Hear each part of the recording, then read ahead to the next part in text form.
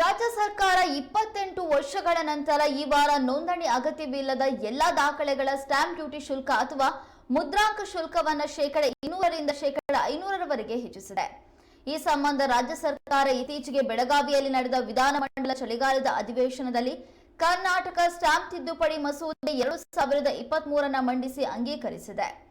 February 3ರಂದು ರಾಜ್ಯಪಾಲರು ಈ ತಿದ್ದುಪಡಿ ಮಸೂದೆಗೆ ಒಪ್ಪಿಗೆ ನೀಡಿದ್ದು, ಅದೇ ದಿನ ಹೊಸ ದರಗಳು ಗೆಜೆಟ್ ಅಧಿಸೂಚನೆಯನ್ನ ಹೊರಡಿಸಲಾಗಿದೆ. ವಿಭಜನೆ, ದತ್ತುಪತ್ರ, ಅಫಿಡವಿಟ್, ಕರಾರು ಪತ್ರದ ರದ್ದತಿ, ಕಂಪನಿಗಳ ಪುನರ್ನಿರ್ಮಾಣ ಅಥವಾ ವಿಭಜನೆ, ಅಡಮಾನದ ಮರುಹಂಚಿಕೆ ಇತ್ಯಾದಿಗಳ ಒಳಗೊಂಡಂತೆ ಒಟ್ಟು 25 ರೀತಿಯ ದಾಖಲೆಗಳ ಸ್ಟಾಂಪ್ ಡ್ಯೂಟಿ ಶುಲ್ಕವನ್ನ ಹೆಚ್ಚಿಸಲಾಗಿದೆ. ಆದರೆ ಇದು ಆಸ್ತಿ ತೆರಿಗೆಗೆ ಅನ್ವಯಿಸುವುದಿಲ್ಲ. ಅಡಾಪ್ಷನ್ ಡೀಡ್ 500ರಿಂದ 1000ಕ್ಕೆ ಏರಿಕೆ ಮಾಡಲಾಗಿದೆ. ಅಫಿಡವಿಟ್ 20 ರೂಪಾಯಿಯಿಂದ 100 ರೂಪಾಯಿಗೆ ಏರಿಕೆ ಮಾಡಲಾಗಿದೆ.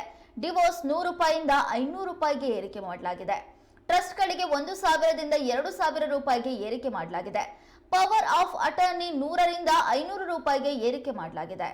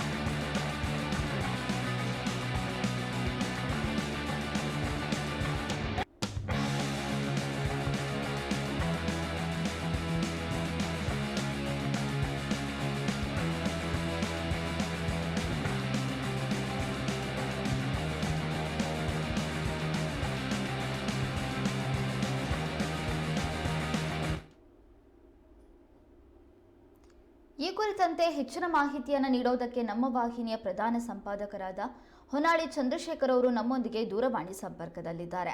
ಹೊನ್ನಾಳಿ ಚಂದ್ರಶೇಖರ್ ಅವರೇ, ಇದೀಗ ಸರ್ಕಾರ ಮುದ್ರಾಂಕ ಶುಲ್ಕವನ್ನ ಹೆಚ್ಚಳ ಮಾಡಿದೆ. ಅದು ಕೂಡ ಬರೋಬ್ಬರಿ 200ರಿಂದ 500ರವರೆಗೆ ಹೆಚ್ಚಳ ಮಾಡಿರುವಂತದ್ದು. ಹಾಗಾದ್ರೆ ಈ ಮುದ್ರಾಂಕ ಶುಲ್ಕ ಹೆಚ್ಚಳ ಮಾಡಿರುವಂತಹ ನಿರ್ಧಾರದ ಬಗ್ಗೆ ಸರ್ಕಾರ ಯಾವ ಉದ್ದೇಶವನ್ನ ಇಟ್ಕೊಂಡು ಈ ಮುದ್ರಾಂಕ ಶುಲ್ಕವನ್ನ ಹೆಚ್ಚಳ ಮಾಡಿದೆ? ಏನಿದೆ ಇದ್ರ ಬಗ್ಗೆ ಮಾಹಿತಿ? ಬಹಳ ಮುಖ್ಯವಾಗಿ ಮುದ್ರಾಂಕ ಶುಲ್ಕ ಏನಿದೆ ಇದು ಸರ್ಕಾರಕ್ಕೆ ಒಂದು ಆದಾಯ ಮೂಲ ಇದೆ. ಹಾಗಾಗಿ ಈ ಮುದ್ರಾಂಕ ಶುಲ್ಕದಿಂದ ಬರ್ತಕ್ಕಂತ ಹಣವನ್ನ ಸರ್ಕಾರ ಬೇರೆ ಬೇರೆ ಯೋಜನೆಗಳಿಗೆ ಬಳಸುತ್ತೆ. ಈ ದಿಸೆಯಲ್ಲಿ ಸರ್ಕಾರ ಈಗ ಮುದ್ರಾಂಕ ಶುಲ್ಕವನ್ನ ಜಾಸ್ತಿ ಮಾಡಿದೆ. ಈಗ ಈ ಮುದ್ರಾಂಕ ಶುಲ್ಕದಲ್ಲಿ ಬಹಳ ಮುಖ್ಯವಾಗಿ ಏನು ಅಂತಂದ್ರೆ, ಎಲ್ಲರೂ ಇವತ್ತು ಒಂದು ಅಫಿಡವಿಟ್ ಅಂತ ಅಂದ್ರೆ ಅಫಿಡವಿಟ್ ನಲ್ಲಿ ಒಂದು 20 ರೂಪಾಯಿಗೆ ಅಫಿಡವಿಟ್ ಆಗ್ತಾ ಇತ್ತು.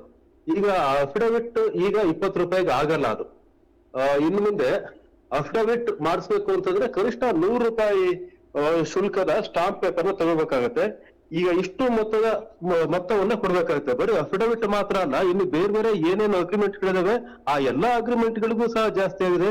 ಇಂಡಿಬಿಲಿಟಿ ಬಾಂಡ್ ಈಗೇನು 200 ರೂಪಾಯಿ ಇತ್ತು ಅದು 500 ರೂಪಾಯಿ ಆಗಿದೆ. ಅಗ್ರಿಮೆಂಟ್ 200 ರೂಪಾಯಿ ಇದ್ದು 500 ರೂಪಾಯಿ ಆಗಿದೆ. ಇನ್ನ ಬ್ಯಾಂಕ್ ಗ್ಯಾರಂಟಿಗೆ ಕೊಡ್ತಕ್ಕಂಥದ್ದು 300 ರೂಪಾಯಿ ಆಗಿದೆ. ಆಮೇಲೆ ಹೈಪೋಥಿಕೇಶನ್ ಅಗ್ರಿಮೆಂಟ್ ಈಗ 0.5% ಜಾಸ್ತಿ ಆಗಿದೆ. ಮೊದಲು ಅದು ಲೋನ್ ಮೇಲೆ ಒಂದು 10% ಅಂತ ಇತ್ತು, 0.5% ಜಾಸ್ತಿ ಆಗಿದೆ. ಈ ಬಹಳಷ್ಟು ಈ ರೀತಿ ಸರಿಸುಮಾರು 500 ರೂಪಾಯಿವರೆಗೂ ಸಹ ಸ್ಟಾಂಪ್ ಡ್ಯೂಟಿ ಜಾಸ್ತಿ ಆಗಿದೆ. ಈ ಮೂಲಕ ನೇರವಾಗಿ ಸರ್ಕಾರಕ್ಕೆ ಆದಾಯ ಜಾಸ್ತಿ ಆಗ್ಬೋದು.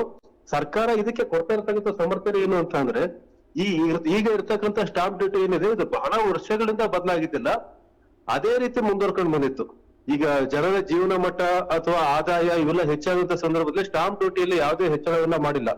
ಆದ್ರೆ ಈಗ ಹೆಚ್ಚಳವನ್ನ ಮಾಡ್ಬೇಕಾದಂತ ಅನಿವಾರ್ಯತೆ ಬಂದಿದೆ ಅಂತ ಹೇಳಿ ಈಗ ಬಹಳ ದಿನಗಳಿಂದ ಪೆಂಡಿಂಗ್ ಇದ್ದಂತ ಸ್ಟಾಂಪ್ ಡ್ಯೂಟಿಯನ್ನ ಈಗ ಜಾಸ್ತಿ ಮಾಡಿದೆ.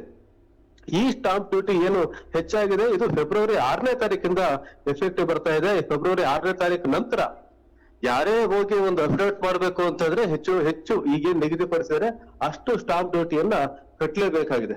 ಇದರಿಂದ ಸರ್ಕಾರಕ್ಕೆ ಆದಾಯ ಜಾಸ್ತಿ ಆಗುತ್ತೆ. ಆದ್ರೆ ಈಗ ಇಂದು 20 ರೂಪಾಯಿ ಇದ್ದಂತ ಒಂದು ನೋಟರಿ ಅವರಿಗೆ ಮಾಡಿಸ್ತಕ್ಕಂತ ಒಂದು ಬಾಂಡ್ ಏನಿತ್ತು ಅಷ್ಟು ಸ್ಟಾಂಪ್ ಡ್ಯೂಟಿಯನ್ನ ಕೊಟ್ಟು ಒಂದು ಅಫಿಡವಿಟ್ ಅನ್ನ ಅಥವಾ ಡಿಕ್ಲರೇಷನ್ ಮಾಡ್ತಾ ಇದ್ರು. ಈಗ ಅದು ಮತ್ತೆ ಜಾಸ್ತಿ ಆಗಿದೆ, 100 ರೂಪಾಯಿ ಆಗಿದೆ.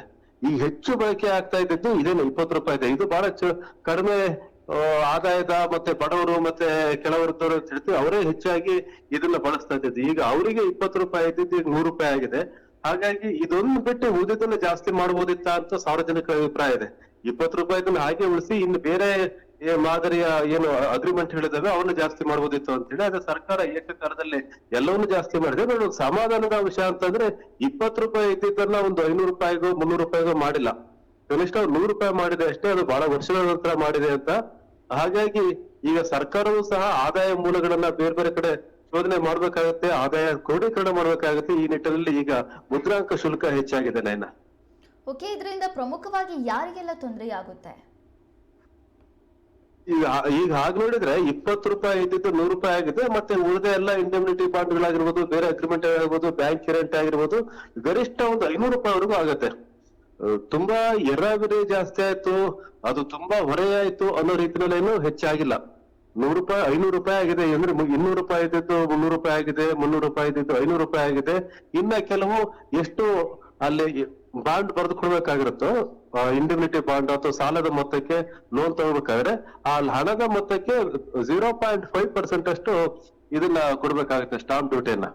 ಹಾಗಾಗಿ ತುಂಬಾ ಏನ್ ಹೆಚ್ಚಿಗೆ ಆಗಿಲ್ಲ. ಆದ್ರೆ ಹೆಚ್ಚು ಅಂತ ಅನ್ಸೋದು ಯಾವ್ದಂದ್ರೆ 20 ರೂಪಾಯಿ ಇದ್ದಿದ್ರೆ 100 ರೂಪಾಯಿ ಮಾಡಿಲ್ಲ. ಬಹಳಷ್ಟು ಜನಕ್ಕೆ ಬಹಳ ಅನಿವಾರ್ಯ ಕಾರಣದಿಂದ, ಶಿಕ್ಷಣದ ಕಾರಣಕ್ಕೋ ಮತ್ತೆ ಯಾವ್ದೋ ಕಾರಣಕ್ಕೋ ಅವರೊಂದು ಅಫಿಡವಿಟ್ ಅನ್ನು ಮಾಡಿಸ್ಬೇಕಾಗತ್ತೆ. ನೋಟ್ರಿ ಅವ್ರ ಹತ್ರ ಒಂದು ಡಿಕ್ಲರೇಷನ್ ಸೈನ್ ಮಾಡಿಸ್ಕೊಂಡು ಹೋಗ್ಬೇಕಾಗತ್ತೆ.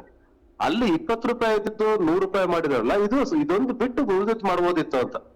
ಈಗೇನು ಅಷ್ಟನ್ನೂ ಸಹ ಬರ್ಸಕ್ಕೆ ಕಷ್ಟ ಆಗಿರ್ತಕ್ಕಂತ ಒಂದು ಹಾಸ್ಟೆಲ್ಗೆ ಅಡ್ಮಿಷನ್ ಮಾಡಿಸ್ಲಿಕ್ಕೆ ಕಷ್ಟ ಆಗುವಂತ ಇನ್ನು ಬಹಳಷ್ಟು ಜನ ಇದಾರೆ ಇನ್ನು. ಹಾಗಾಗಿ 20 ರೂಪಾಯಿ ಮೊತ್ತದ ಬಾಂಡ್ ಏನಿತ್ತು, ಡಿಕ್ಲರೇಷನ್ ಬಳಸ್ತಾ ಇದ್ದಂತ ಬಾಂಡ್ ಏನಿತ್ತು, ನೋಟ್ರಿ ಅವ್ರ ಹತ್ರ ಮಾಡಿಸ್ಬೇಕಾದ್ರೆ ಮಾಡ್ಬೇಕಂತ ಏನಿತ್ತು ಮುದ್ರಾಂಕ ಶುಲ್ಕ ಏನಿತ್ತು, ಇದನ್ನ ಹೊರತುಪಡಿಸಿ ಉಳಿದನ್ನ ಜಾಸ್ತಿ ಮಾಡಿದ್ರೆ ಪರವಾಗಿಲ್ಲ. ಇನ್ನು ಉಳಿದ್ರೆ ಎಲ್ಲರೂ ಸಹ ಆಸ್ತಿ ಖರೀದಿಗಾಗಿಯೋ ಸಾಲ ಮಾಡೋಕ್ಕಾಗಿಯೋ ಇಂತ ಒಂದು ಬಾಂಡ್ ಅನ್ನ ತೆಗೆದುಕೊಂಡು ಮುದ್ರಾಂಕ ಶುಲ್ಕವನ್ನ ಕಟ್ತಾರೆ.